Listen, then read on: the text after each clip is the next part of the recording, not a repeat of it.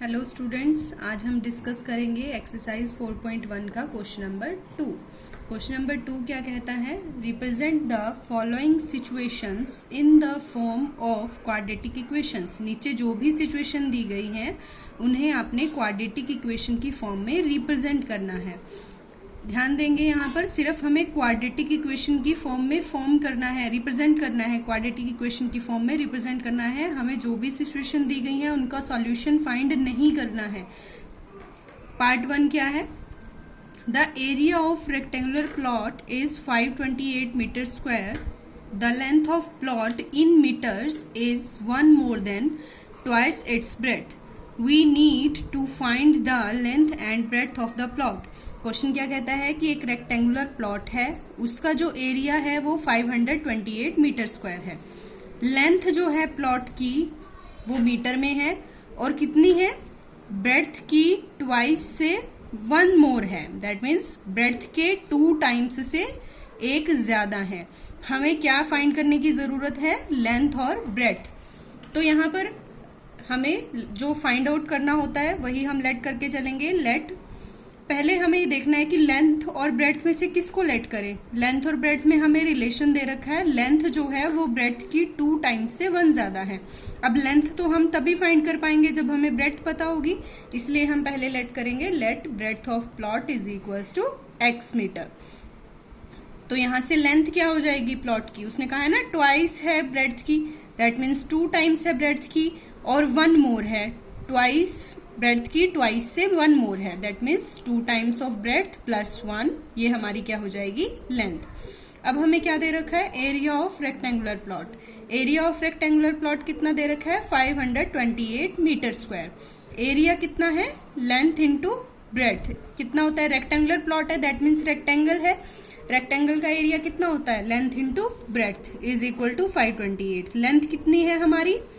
2x plus 1, value put कर दी। Breadth कितनी है हमारी? x, ये भी वैल्यू पुट कर दी, इक्वल्स टू 528। 2x प्लस 1 को x से मल्टीप्लाई करेंगे, 2x को x से किया 2x square plus 1 into x equal to 528। 2x square plus x, इधर ये प्लस का है, यहाँ के माइनस का हो जाएगा, इक्वल्स टू 0। अब ये देखिए, ये इस इक्वेशन की फॉर्म की बन गई है ना, ax square plus bx is equals to 0। ये हमारी क्या होती है? General form of quadratic equation. और देखिए ये दोनों मैच करती हैं, सिमिलर है बिल्कुल। a यहाँ पर 2 है, b 1 है और c माइनस 528 है। तो ये हमारी कौन सी इक्वेशन बन गई है? क्वाड्रेटिक इक्वेशन की फॉर्म बन गई है। हमें सिर्फ उसने कहा था कि क्वाड्रेटिक इक्वेशन की फॉर्म में रिप्रेजेंट करना है, तो यहाँ पर ही हमारा क्वेश्चन एंड हो जाएगा। अब क्वेश्चन नंबर 2 पर चलते हैं। The product of 2 consecutive positive integers is 306. Product है किसका? 2 consecutive positive integers का। consecutive मतलब लगातार, और पॉजिटिव इंटीजर्स कौन से होते हैं? 1 2 3 4 5 6 अप टू सो ऑन। उनका प्रोडक्ट 306 दिया है। We need to find the integers. हमें ये दोनों consecutive पॉजिटिव इंटीजर पता करने की जरूरत है। तो जो फाइंड करना है वही हम लेट करके चलेंगे। Let 2 consecutive positive integers are. Let कैसे करेंगे अब इनको? अभी देखिए, मैंने आपको बताया पॉजिटिव इंटीजर्स कौन से होते हैं? 1 2 3 4 5 6। इनमें से कोई भी आप एक इंटीजर पिक कर लीजिए। मैंने पिक किया है 5। कॉन्जिक्यूटिव का मीनिंग क्या बताया था? लगातार। तो 5 के एकदम बाद कौन सा आता है? 6। अब कोई और पिक कर लेते हैं 17। 17 के बाद 18। अगर मैं 5 में 1 प्लस करती हूँ तब 6 आता है। 17 में 1 प्लस करती हूँ तो 18 आता है। दैट मीन्स कोई भी 2 consecutive पॉजिटिव इंटीजर मुझे उठाने हैं, तो पहले वाले में अगर मैं 1 प्लस करूंगी तो उसके एकदम बाद वाला आ जाएगा। तो इसलिए लेट करेंगे। एक मैंने लेट किया है x और दूसरा क्या करेंगे? x plus 1। गिवन क्या है हमें? Product of 2 consecutive integers is equals to 306। 2 consecutive positive integer का हमें प्रोडक्ट दे रखा है, वो मैंने लिख लिया है। अब प्रोडक्ट क्या बनेगा? यहाँ पर एक इंटीजर ये है और एक ये है, तो इन दोनों की मल्टीप्लीकेशन हो जाएगी और इक्वल टू 306। अब देखिए, प्रोडक्ट लिख लिया है मैंने। फर्स्ट पॉजिटिव इंटीजर था x और दूसरा था x प्लस 1, दोनों को प्रोडक्ट की फॉर्म में लिख लिया है, इक्वल 306। x को x से करेंगे, x square plus x into plus 1 plus x is equals to 306। X square plus x, ये इधर प्लस का है, इधर आके माइनस हो जाएगा, इक्वल्स टू 0। अब ये भी कौन सी इक्वेशन बन गई है हमारी? Quadratic equation. हमें सिर्फ रिप्रेजेंट करना है तो क्वेश्चन यहीं पे एंड हो जाएगा। क्वेश्चन नंबर 3 पे आते हैं। Rohan's mother is 26 years older than him. Rohan की जो मदर है वो 26 साल बड़ी हैं उससे, रोहन से। The product of their edges, उनकी एजेस का प्रोडक्ट इन ईयर्स, सालों में, 3 ईयर्स फ्रॉम नाउ, अब से 3 साल बाद, फ्रॉम नाउ मीन्स अब से 3 साल बाद, विल बी 360। वो क्या कह रहे हैं कि उनकी जो एजेस हैं उनका प्रोडक्ट आज से 3 साल बाद कितना होगा? 360 होगा। We would like to find Rohan's present as.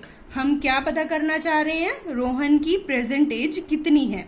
तो जो फाइंड करना है वो लेट करके चलेंगे। Let Rohan's present age is x years.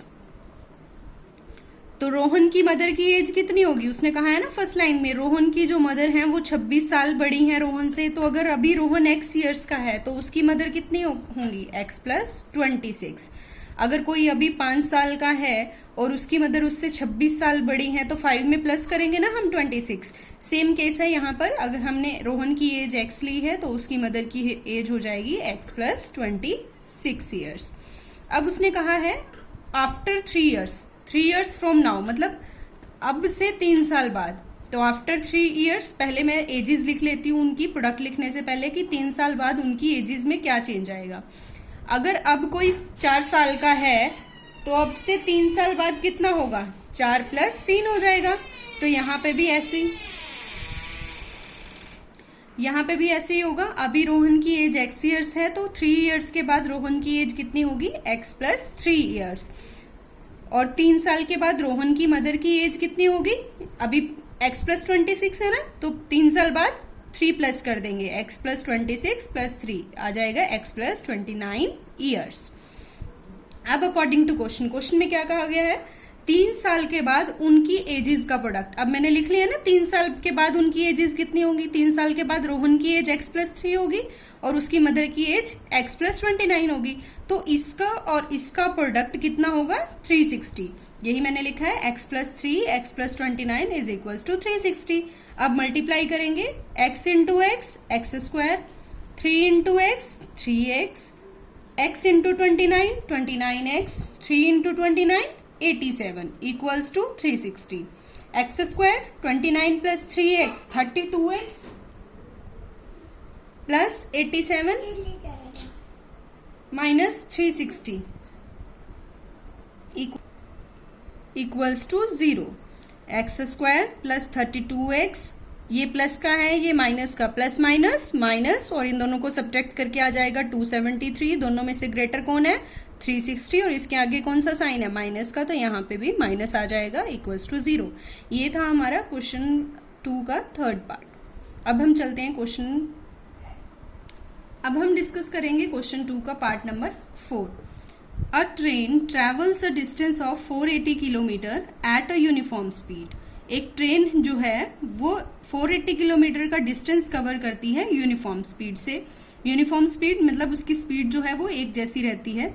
If the speed had been 8 kilometre per hour less, अगर जो स्पीड है वो 8 किलोमीटर पर आवर से कम हो जाए, मतलब स्पीड जो है वो 8 किलोमीटर पर आवर कम हो जाए, then it would have taken 3 hours more to cover the same distance. तब जो ये ट्रेन है सेम डिस्टेंस को कवर करने के लिए 3 आवर्स ज्यादा लेगी।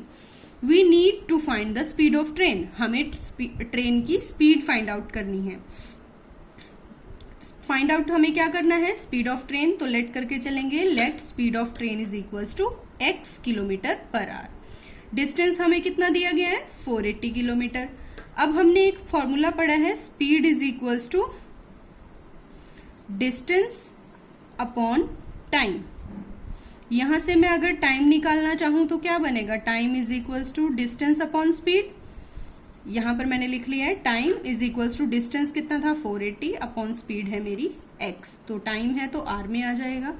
नाउ नेक्स्ट केस में हमें क्या कह रहा है वो, कि स्पीड जो है वो 8 किलोमीटर पर आवर कम हो रही है, लेस हो रही है। तो स्पीड पहले कितनी थी? x किलोमीटर, अब कितनी हो जाएगी x माइनस 8, कम हो रही है ना तो माइनस करेंगे x माइनस 8। टाइम कितना लग रहा है उससे, सेम डिस्टेंस है, डिस्टेंस यहाँ पर भी 480 किलोमीटर है। वो कह रहे हैं कि सेम डिस्टेंस को कवर करने में 3 आवर्स ज्यादा लग रहे हैं, मतलब जितना टाइम पहले लग रहा था उससे 3 आवर्स ज्यादा लग रहे हैं। पहले टाइम कितना लग रहा था 480 अपॉन एक्स, 3 आवर्स ज्यादा लग रहे हैं तो क्या करेंगे +3। अब इसी फॉर्मूले से speed is equals to distance upon time से क्या हो जाएगा, speed into time is equals to distance. Speed कितनी है x माइनस 8, टाइम कितना है 480 by x plus 3 equals to distance. Multiplication कर देंगे x into 480 by x, 480 x upon x, minus 8 into 480 by x, 3840 by x, plus x into 3 3x, minus plus minus 8 into 3 24 equals to 480। x से x cancel out हो गया। अब यहाँ पर देखिए, यहाँ पर अपॉन में 1 है, यहाँ पर भी अपॉन में 1 है, यहाँ पर भी अपॉन में 1 है, तो मैं इन सब का एलसीएम लूंगी तो क्या आ जाएगा x। 480 को x से मल्टीप्लाई किया 480x, यहाँ पर x अपॉन में है तो एज इट इज आ जाएगा -3840, प्लस 3x को x से मल्टीप्लाई करेंगे 3x स्क्वायर, माइनस 24 को x से करेंगे 24x is equals to 480। Next step में x इधर चला जाएगा, इधर डिवीजन में, दूसरी साइड मल्टीप्लीकेशन में हो जाएगा। मैंने पहले लिख लिया है 3x square, 480x minus 24x, solve करेंगे आ जाएगा 450x, minus 3840 is equals to 480 into x 480x, 3x square 456x minus 3840, ये इधर प्लस का है तो इधर माइनस का हो जाएगा, minus 480x is equals to 0। 3x square 450x minus 480x, plus minus minus हो जाएंगे, माइनस करके आएगा 24, दोनों में से ग्रेटर है 480 तो साइन लग जाएगा माइनस का, minus 24x minus 3840 is equals to 0।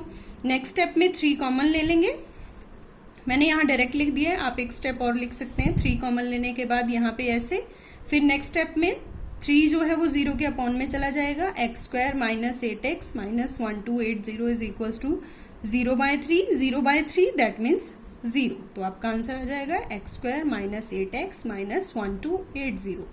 Thank you students.